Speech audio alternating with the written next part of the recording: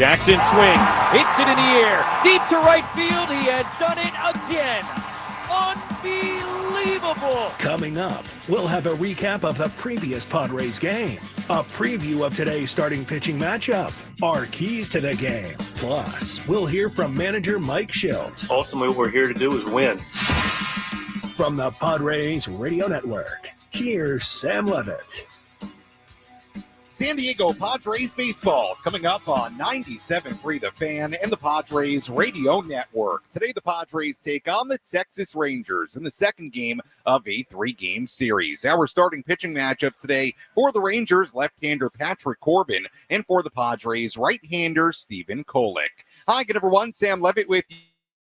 Metal Building at Petco Park. First pitch coming up at 6:40 as the Padres look for another win against the Texas Rangers. Coming up in the next 50 minutes, we have a lot to do. We'll hear from Padres manager Mike Shildt. I have a one-on-one conversation with ESPN's Tim Kirkajian, who will be on the telecast on ESPN for the series finale tomorrow. We're joined by Tony Gwynn Jr. in just a little bit. Our keys to the game, a full breakdown of today's starting pitching matchup, and much, much more. But first, it's time to set the table, brought to you by Fraser Farms Market. Set your table with the highest quality of natural and organic products from Fraser Farms Market, a San Diego original since 1971 with 3 locations, La Mesa, Vista, and Oceanside, and at FraserFarmsMarket.com.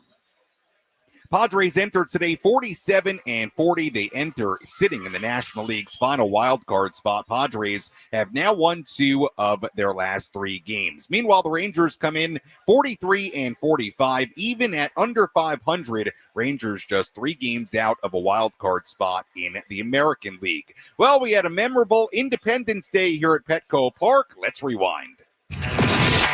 Did you miss what happened in the last Padres game? Let's take a look back with our Padres Rewind on the Padres Radio Network. Our starting pitching matchup yesterday, Randy Vasquez on the mound for the Padres, Kumar Rocker on the mound for Texas. Both guys put together 2 scoreless innings to begin the day. In the top of the third, there were 2 on base for the Rangers, Marcus Semien. Offensively. Swings at the first pitch, lines it to right center. Long run, Tatis can't get there. Over his head, it'll go to the wall. Merrill backs it up. Smith has scored. Seager is on his way. Cronenworth's relay is not in time. A 2-run double for Marcus Semien and some 2-out trouble for Randy Vasquez as the Rangers take a 2-0 lead. That's all Vasquez allowed in the third. Fast forward to the bottom half of the fourth inning. Manny Machado dug in. 2-1 pitch hit hard in the air to deep center field. Carter is going back. He's at the wall. He's looking up. It's going to go. Long home run to center for Manny Machado. Up underneath the batter's eye, and career hit number 1,996 is his 14th home run of the season. Flex on him, Manny. Padres rallied in the 6th inning, still trailing by 1. There were runners on first and third for Luis Arraez. Best scoring opportunity of the day. The pitch. And Arraez hits it on the ground the other way. Seager can't get there. It's into left field, a base hit. Fernando will score to tie the game. And Milner got his grounder, but Luis Arraez put it where no one could get it, and it's 2-2. From that point on, it was a battle of the bullpens. The Padres pen, a mix of Jeremiah Estrada, Jason Adam, Robert Suarez, and Adrian Morejon. They did a tremendous job. They got the game to the bottom half of the 10th inning, still tied at 2. In the bottom half of the 10th, the Padres loaded the bases. Jake Cronenworth at the plate with 2 men away. Merrill, the winning run, is at third base. Tied at 2 in the bottom of the 10th inning. 2-1 to Cronenworth. Garcia ready. Here's the pitch on the way. Jake swings, lines it softly into right field. Berger back. It'll drop down and a base hit to win the game. Jackson Merrill comes in to score, and Jake Cronenworth walks it off on Independence Day as the Padres beat the Rangers 3-2 in 10. They find a way to get it done. All kinds of crazy circumstances happening in this ball game. Jake Cronenworth is the one that comes through on this happy 4th of July day. Rangers went up 2-0 in the third inning. Padres got 1 in the 4th, 1 in the 6th to tie it, and then won it with 2 outs in the bottom of the 10th inning. Cronenworth's first hit of the day is a game winner, and the Padres take game 1 of this series. Padres win it by a final score of 3-2 in 10, and now the Padres looking for a second consecutive win against the Rangers here today. First pitch coming up at 6:40. Now let's go inside the Jerry Coleman Broadcast Center. Let's take a trip up to the Padres broadcast booth for a deep dive on today's matchup with Tony Gwynn Jr. in our Padres game preview on the Padres Radio Network. Well, Tony, Jake Cronenworth, the walk-off hero in yesterday's win, and I continue to say the same things post-game, Tony, about this team. They're not necessarily clicking on all cylinders offensively. They're still not scoring a ton of runs consistently, but you wake up this morning, they're sitting in a playoff spot, and Tony, they just continue to find ways to win or keep things afloat, and it felt like yesterday was certainly another example of that. Yeah, certainly. Couldn't have put it any better, Sam. I think the Padres have used that particular superpower a lot in the first half. I mean, outside of the first month of the season where their offense was really clicking, they've had to find ways, as you said, creative ways at times to win some of these games. And last night was no different. Cronenworth comes up with the big knock, drives in the game winner. And, you know, it wasn't the type of offense that we are all hoping for, but nonetheless, they found a way to get a win. Stephen Kolek on the mound for the Padres today. And Kolek, I think, Tony, for the most part, has been really good. There have been a few clunkers in there for him as well. But when Stephen Kolek has been on his game, what stood out to you about the way he's went about it? And he's just throwing his whatever he's throwing it with a lot of conviction. And there's a kind of that seems to kind of pop off of him when he's going good. And, you know, we've been trying to characterize him in a certain way. We often talk about the sinker ball, but he kind of is a whatever I need to use is work. And I think he's at his best, obviously, when he's getting the ground balls and using the sinker, but it's not even the pitch he uses most out of his repertoire. And so I just like to see him attacking the zone and pitching with confidence. Typically, when Steven does that, he throws the ball very well. Yeah, he's been impressive so far. And I use the word clunker. You know what? I think that's a little bit too harsh because even in some of the outings where he's given up runs, there have been good things about those outings. I think about that start against the Marlins where he gave up all those runs early but settled in. So in fairness to Kolek, I think the results have been very good. On the other side of this pitching matchup, veteran left-hander Patrick Corbin on the mound for Texas. He's a guy the Padres have seen a ton of. The Padres have traditionally hit him well. What are the keys for the Padres against a guy like Corbin today, Tony? I think for the Padres, as we start talking about the keys of their offense, I just think it all starts with good at-bats. And what does good at-bats mean? I mean, not chasing, and I know it's easier said than done, but when this offense is at its best and you're not worried about home runs, it's when they aren't chasing. And they're forcing these pitchers pitch counts up, and they're forcing them in that rectangle box that we see on our television screen all the time. I think that is where the offense has to start at. Forget the results, forget the hits and the runs. I think if they start having those type of at-bats again, 1 through 9, no matter who's on the mound, they can get back to the offense we saw in April. Tony, on paper, it would seem like a really good matchup for guys like Manny Machado and Fernando Tatis Jr., a lefty. The numbers for Corbin against right-handed hitters are not great. And I was looking up Fernando's numbers against lefties this season earlier today. I got to tell you, it's kind of staggering. I'll get into the numbers later, but he has really, really struggled in almost an unusual way against left-handed pitching. Tony, can you make anything of that? Any reason as to why it would be so drastic so far this season in that category in particular? I don't think there's an explanation that would lead you to understand the type of drastic difference that he has between left-handers and right-handers. I don't know that there's a legitimate excuse. If there is one, and hopefully he can find that out, sooner rather than later. But, there are sometimes you just have a year you're just not seeing the ball well from lefties. And my gut says it's something, from a not in terms of picking up the baseball and seeing it deep enough. I think that's probably where it is, but it's really hard to tell. A guy like Toddy doesn't have those type of drastic splits, especially in the reverse area that we're seeing it this year. It's really been tough to try to pinpoint and explain. Yeah, it's been a weird part of his season. Obviously, it's been a tough couple of months for Toddy. We'll see if he can take advantage of Patrick Corbin today. Tony, as always, appreciate the time. Great insight. We'll talk to you and Jesse coming up at 6:30. Thanks so much. Thank you, Sam.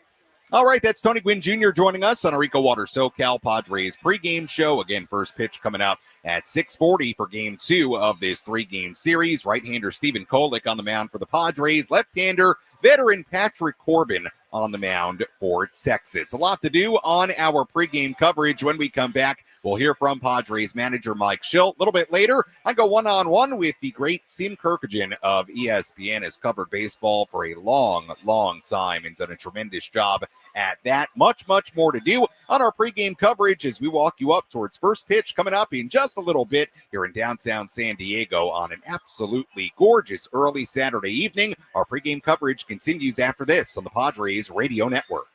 Stay tuned to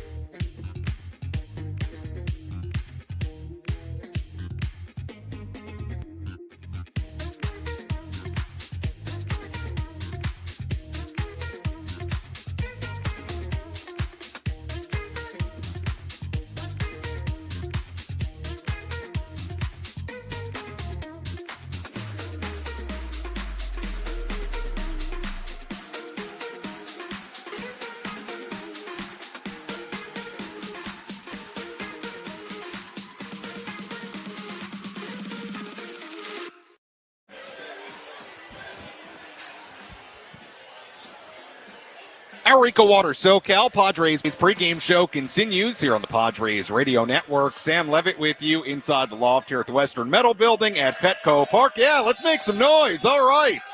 Who's excited for a Padres game? All right, they're rocking here inside the Western Metal Building. A raucous crowd enjoying their beers and their mixed drinks and all the great food here at Petco Park. First pitch coming up at 6:40 for Game 2 of this three-game series against the Texas Rangers. Quick look at the Padres lineup here today. It looks like this. Fernando Tatis Jr. in right field leading off. Jackson Merrill in center batting second. Manny Machado at third base batting third. Luis Arraez, the DH, batting cleanup. Xander Bogaerts at shortstop batting fifth. Gavin Sheets in left field batting sixth. Jose Iglesias at second base batting seventh. Jake Cronenworth at first base batting eighth. And Elias Diaz behind the plate and batting ninth with right-hander Stephen Kolek on the mound for the Padres. Left-hander Patrick Corbin on the mound for the Texas Rangers today. Padres have not yet announced the starter for Sunday's game, tomorrow's game.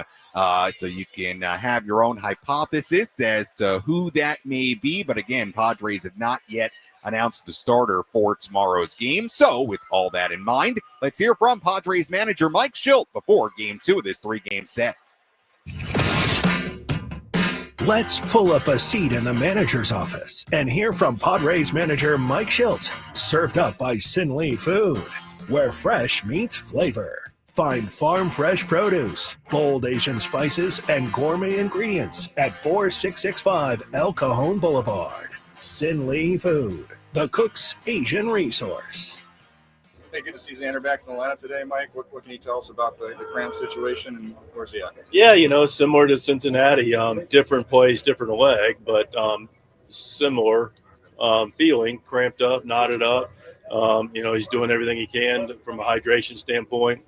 We have had some tough travel days and some scheduling and maybe just caught up with him, but, he was very, as the medical group was last night, optimistic, being able to release that cramp and making sure it wasn't anything, muscular.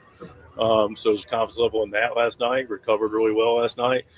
And then he slept on it and we went back and forth this morning and everybody agreed he was good to go. All things considered, kind of a best case scenario, it sounds like. Yeah, absolutely. It always could be worse, right? And so he's back in the lineup and we'll clearly continue to monitor it, but he's ready to go play shortstop. Any decision been made that you can share with us about Sunday and who might be going? We've had some internal dialogues as you would expect, and we've got pretty close to finalizing it, and we'll announce it here shortly, but not anything I want to share right now. As far as Stephen Kolek, just realized most of his starts have actually been on the road. He's only had 3 home games, eight on the road. He's done a really nice job posting a 2.06 in enemy territory. What does that kind of say about him, and how nice will it be maybe to start getting him more outings here in the home turf? Yeah, I think that's going to be important. Him being able to throw at home is good, and friendly confines of Petco is always good for all of us. But to your point, he's done very well on the road in some really tough opportunities and situations and stadiums against good clubs and performed well. And what it says that he's got the ability to just execute his pitches, and that's a really big, important thing. And he's got really good weapons.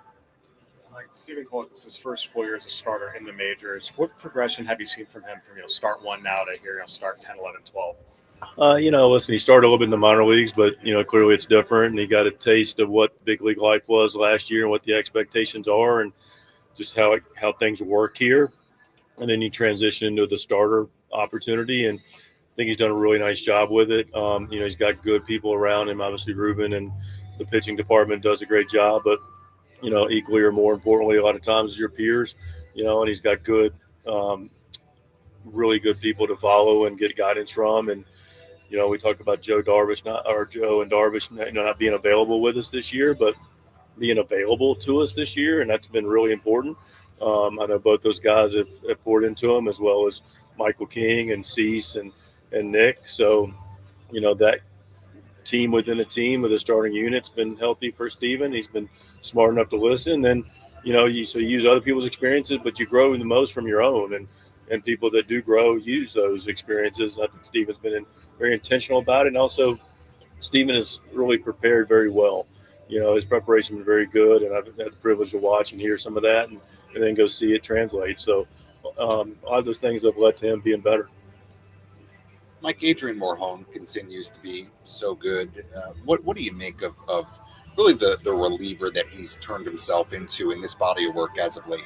Yeah, anytime that you have success, there's always things prior to that lead up to those successes. And, the Reader's Digest quick and dirty version of that is, Adrian's been a guy that's been in the organization. He's a real organizational success story and continues to elevate his game and grow in a lot of different things in mindset and physical ability and the actual pitch usage and the pitches themselves. He's clearly a very, very talented guy, and but now he's turning into an elite guy, and it's through all the different, like I say, preparatory pieces, the how and when to use your stuff, and then it's about going out and just absolutely trusting your stuff and being convicted with who you are and what you are, and not making situations bigger than they are, and that's way easier said than done. But the fact of the matter is, he's been able to do it. And now you just look, and he's the same guy regardless of circumstance, and he's pitched in some pretty big circumstances. He's pitched and graduated. He's still, again, bullpens are fluid, 6th, 7th. But, the other day, for an off day, came in and took down the 4th and the 5th. And then the next day got the 9th. And same guy. Last night got the 10th. And was able to go out and leave a, ghost runner or second base start the inning and leave him out there, allow us to win a ball game. So AJ's been fantastic for us. He's one of a few guys in your bullpen who could get all-star consideration. I imagine you have feelings about worthiness. What do you make of just the bullpen and kind of some of the candidacies that you have out there in terms of? I think we have 4 all-stars in our bullpen. And I did my voting, and the way they structured the voting is they make it very clear about who's eligible and what their numbers are and et cetera. And so as I scroll through it, I'm like, started to do the compare and contrast that I'm sure you've done with all 4 of our guys, Suarez, Adam, Morihone, and Estrada. And I look at the rest of the league, I go, it's a case for all of them. And my sincere hope is that at least I'm pretty confident one of them will be an all-star. But we have another all-star representative out of our bullpen. How you would choose that person out of the group there would be a challenge, but somebody, we need to. I'd like to think we're going to get multiple representations out of our bullpen. Do you think it's almost bullpen being as good as it's been for you guys this season, and like kind of the collective nature of it? Like, if one guy's not in and one guy is in, it's still kind of almost a group reward. Would you view it that way? I think so. Yeah, I think that that's a good way of putting it. I believe that's the way that our bullpen group sees it. They're very sincere. Like I said, talk about, the starter unit, talking about Kolick and that starter unit. You have a bullpen unit too. Like you say, you have teams within teams, and you have a regular unit and you got your bench unit, and you want to have leadership and strength and unselfishness in all of those units. And we clearly have that in the bullpen. It's a very, very close, tight group that pulls for each other and is open to pitching in different spots. And there's no real, I got to pitch this inning and I got to pitch in this. No, I'm willing to pitch where the team needs me, and we'll do our job. Darvish throw bullpen today? Yes. That no longer a coin flip for tomorrow, then. He's not. Correct. He will not start tomorrow, and we'll announce his plan tomorrow. But he's getting close to coming to a stadium very near you. Darvish. Sorry. He won't need another bullpen or another sim game or anything like that? We'll announce that tomorrow. But it's very close. That was Padres manager Mike Shildt earlier today inside the Padres dugout. Let's quickly pause for station identification on the Padres radio network. KWFN and KWFN HD1 San Diego. Hey, this is Dylan Cease. You're listening to Padres Baseball on the Padres radio network. An Odyssey Sports Station. Sam Levitt with you inside the Western Metal Building here at Petco Park. First pitch coming up at 6:40 between the Padres and the Rangers, game 2 of this 3-game series. We'll hear more from Mike Shildt on our post-game coverage. You did hear there the latest on Yu Darvish. He threw a bullpen today, which takes him out of consideration officially for starting tomorrow's game, but it continues to sound like there's a possibility it's going to be pretty soon here as far as the return for Yu Darvish. But again, no info on who will start tomorrow's game. So when we find that out, we will be sure to pass it along. And as you heard at the beginning of the pregame press conference, Xander Bogaerts, after coming out of the game in the 10th inning yesterday with that hamstring cramp, he is back in the lineup today, playing shortstop and batting 5th. So good news, Bogaerts is back in there today. Let's take you around the horn, tell you some headlines from around the major leagues. Let's examine the most important news and the latest information you need to know in the world of Major League Baseball. Sam Levitt takes you around the horn. Presented by Valley View Casino and Hotel. Get ready for Major League winning when you join Valley View Casino and Hotel's Players Club and receive over $200 in free instant offers. Visit valleyviewcasino.com to learn more today. A few notes from around the scoreboard yesterday. Yesterday, the Dodgers suffered their worst loss ever at Dodger Stadium, an 18-1 loss to the Astros. The 17-run loss marked the Dodgers' largest margin of defeat at home since the team moved to L.A., and the franchise's worst home loss since 1947. By the way, now Astro and former D-back Christian Walker, he entered the day homering in 6 consecutive games at Dodger Stadium. Today, he's vying to become the first ever player to hit a homer in 7 consecutive road games against a particular opponent. And let me make sure that Walker hasn't homered today. He has not. So still an opportunity to accomplish that today. Astros leading the Dodgers 5-4 right now in the 6th inning in L.A. Speaking of the Arizona Diamondbacks, he was activated off the IL. Or I should say, Corbin Carroll was activated off the IL today for Arizona after suffering a left wrist fracture, had to miss some time. Mariners catcher Cal Raleigh hit his 34th and 35th home runs of the season yesterday to match Ken Griffey Jr.'s franchise record for home runs before the All-Star break. Raleigh's 35 home runs entering the day are tied for the 5th most in Major League history before the break. The A's' Denzel Clark hit a majestic 471-foot home run yesterday against the Giants in the A's 11-2 win against San Francisco. It was the 3rd longest home run in the majors this season, and yesterday the Cubs set a franchise record with 8 home runs in a win against the Cardinals. Cubs and Cardinals already playing today in the second game.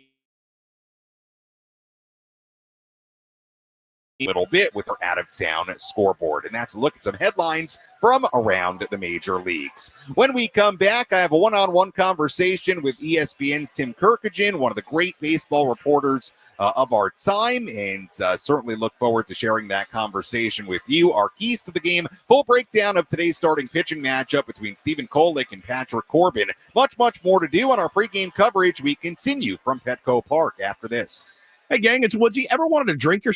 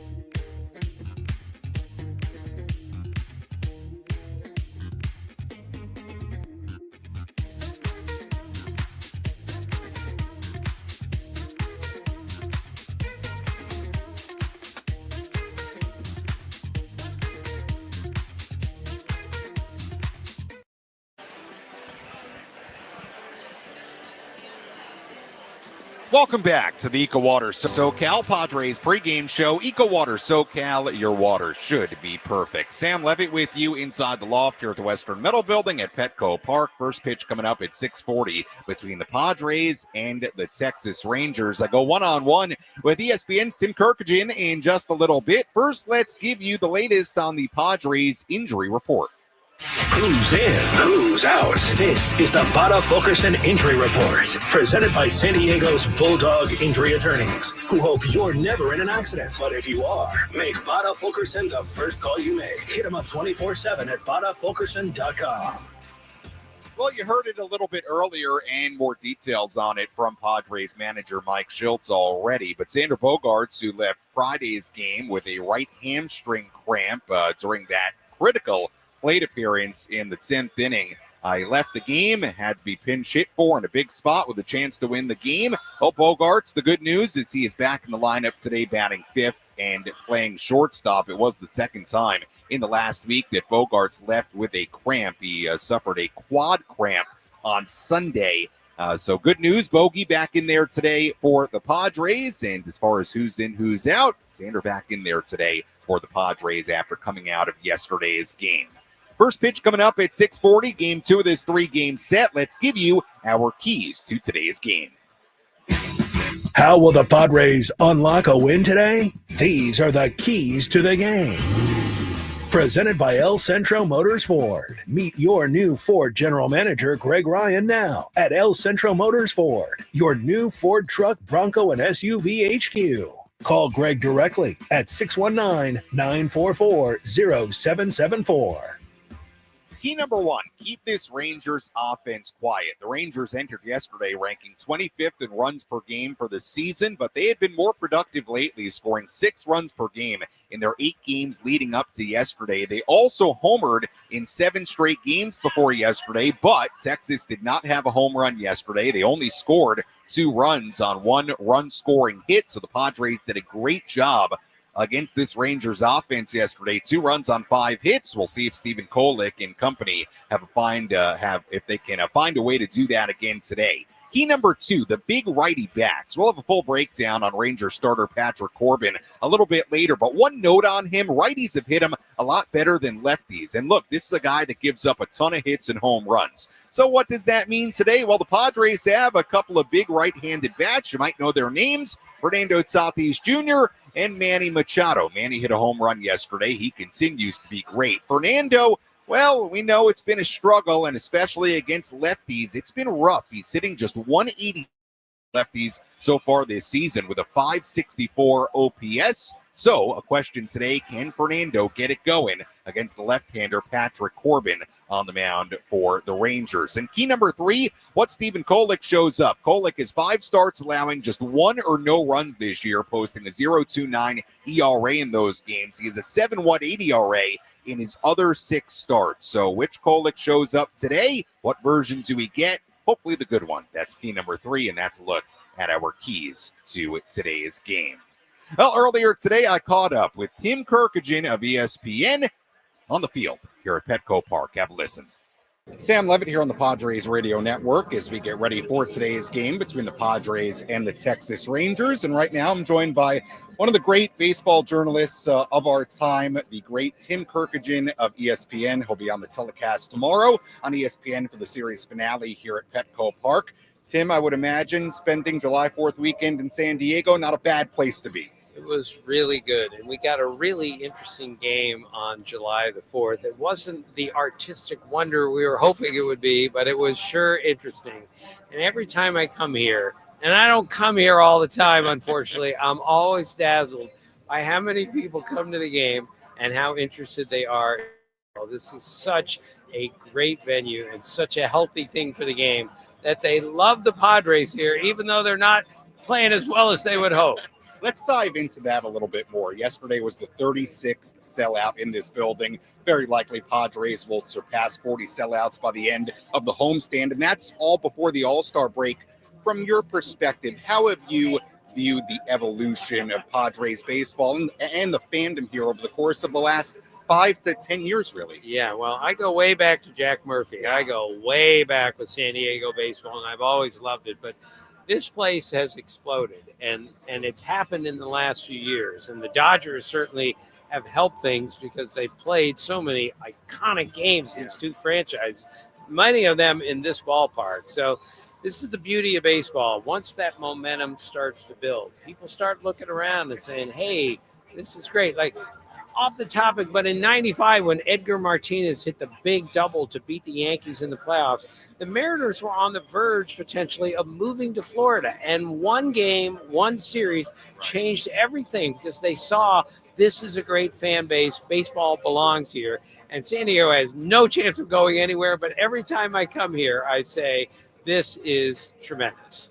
Tim, you mentioned the baseball the Padres are playing right now, and you're right. It doesn't seem like they're clicking on all cylinders at the moment, but this morning they're sitting in a wild card spot in the National League. How do you view the Padres right now? I would feel really good if I were the Padres because, I mean, this team is built around starting pitching. Yu Darvish, Michael King, Dylan Cease. Dylan Cease hasn't been the great Dylan Cease. Darvish has been hurt. And Michael King has been hurt. It's impossible to win without your three top players. The only way to win is just to hit your way through everything, and clearly that has not happened. Runners in scoring position, home run totals, not good enough. And yet they're still in a playoff spot. And we've seen the Padres the last few years at least twice that I've said, I'm not sure they're okay. And then all of a sudden they tear off 40 straight games where they're really, really good. So this team is hard to read sometimes. This year, equally hard to read, but there's no way I'm giving up on this team, especially with the starting pitching finally starting to get healthy. We're joined by ESPN's Tim Kirkagen here on the Padres Radio Network as we get ready for today's game. Yesterday, we saw a game that had a couple of weird replays in it, and the reason I bring it up, the game has really changed. And one of the things I've always loved about your coverage, it's so clear how much you love the game, what it's about, its history. How do you compare the current state of the game with replay and all the analytics with kind of going back and just appreciating what the game has always been for over 100 years? Yeah, look, the game is still great. It's still the greatest game ever played. But I'm 68 years old, and I saw it played differently in the 60s, differently in the mid-80s, and I still love what I watch today. I would like to see fewer, strikeouts, fewer home runs, fewer walks, more balls in play, more athleticism. We're slowly starting to get there.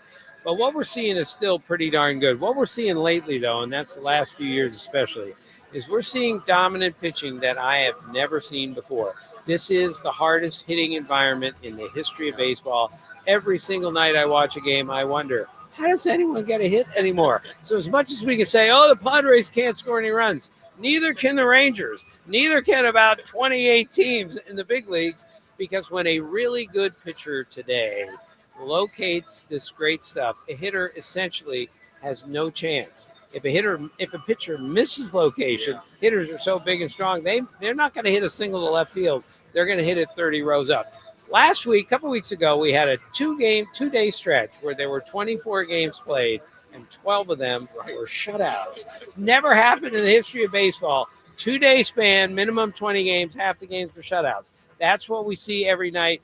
The thing that the hitters are now going to have to do is make an adjustment and recognize, I can't hit this guy tonight. He's too good. We got to try something else, because what's working now is not going to work against this guy with that stuff.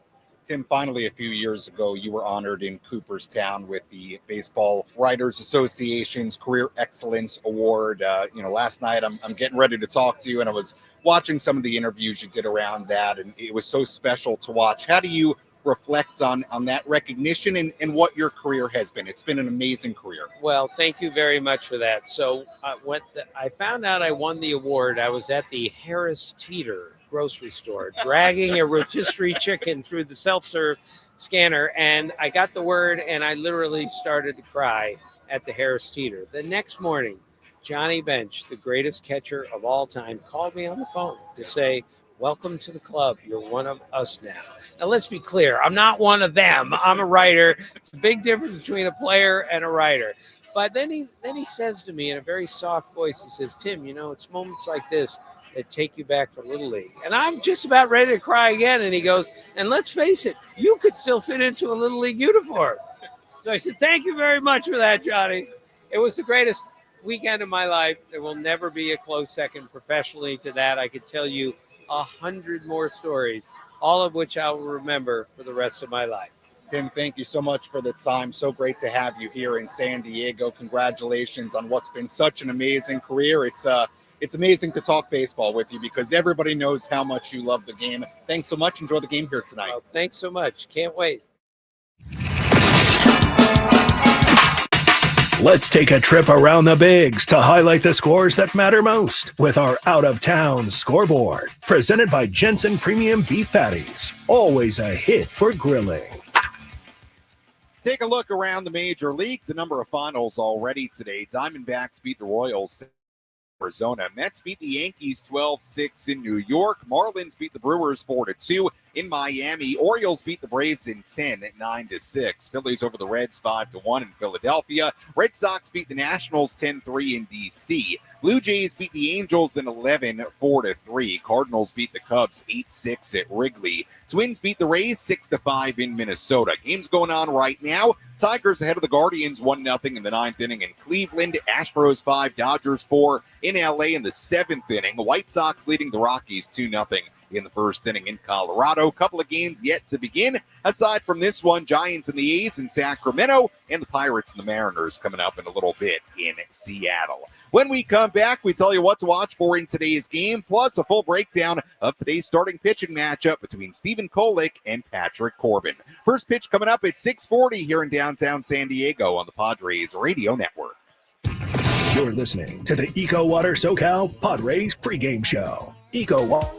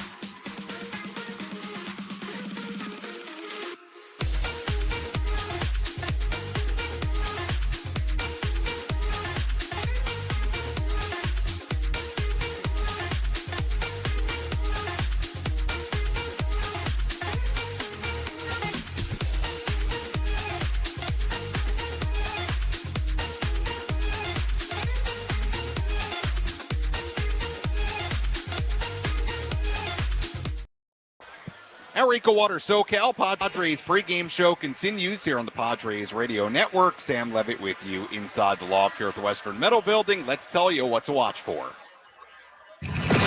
What's the one thing Sam Levitt will be keeping his eye on in today's game?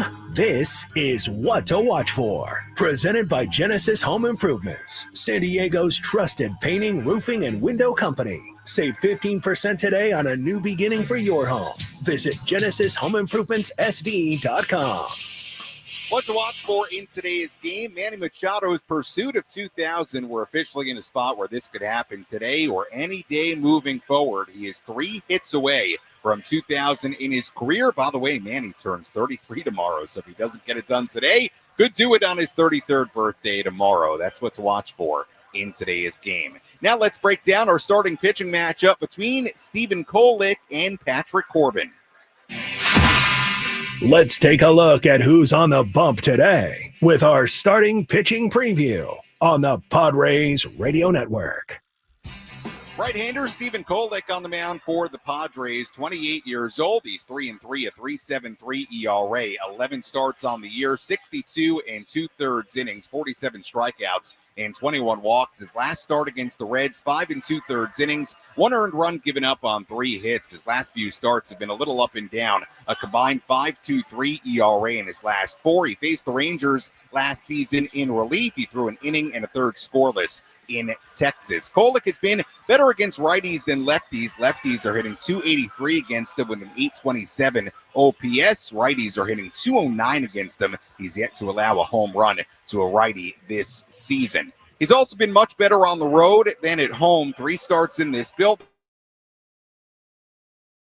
Kolek has upwards of a 9 ERA in 14 innings, 19 hits allowed. So we'll see if he can turn that around here today. Left-hander Patrick Corbin on the mound for the Texas Rangers, 35 years old. He's 4-7, a 4.26 ERA, 15 starts, 82 innings, and a third. Corbin spent the last 6 seasons with the Nationals, where he was, quite frankly, one of the more hittable pitchers in baseball. He posted a 5.62 ERA in the last 5 seasons. He allowed the most hits and earned runs of any pitcher in baseball 3 of the past 5 seasons. Padres have historically seen a ton of Corbin. He's made 21 starts against the Padres in his career, a 4.70 ERA against them, a 6.75 ERA against the Padres in his last 5 starts against them. He has a 4.52 ERA in this building and 73-plus career innings. Corbin can give the Rangers length, but his numbers get rough when you see him a third time through the order. Opposing hitters have a 959 OPS against Corbin in their third plate appearance. And that's a look at our starting pitching matchup between Patrick Corbin and Stephen Kolek. Thank you for listening to the EcoWater SoCal Padres pregame show. EcoWater SoCal, keeping it soft since 1925. Your water should be perfect. When we come back, Jesse Agler, Tony Gwynn Jr. have the full starting lineups, first pitch, and all the play-by-play. I'll talk to you on our post-game coverage. You're listening to your home for San Diego Padres baseball, 97.3 The Fan, and the Padres Radio Network. Tony Gwynn Jr. here. Upgrade your outdoor living space with TimberTech, the #1 premium composite decking brand. It looks like natural wood without the costly maintenance and upkeep. TimberTech has collections with top-rated fire resistance, so you can build a beautiful outdoor space with confidence. Order free samples at TimberTech.com. Wait, you bought a plane ticket to Vegas, right? Of course. But you didn't buy the whole plane? No. Why would I buy a plane I'm only using for 2 hours? Yeah. That's why I went to Hyundai of El Cajon. I got a brand new Tucson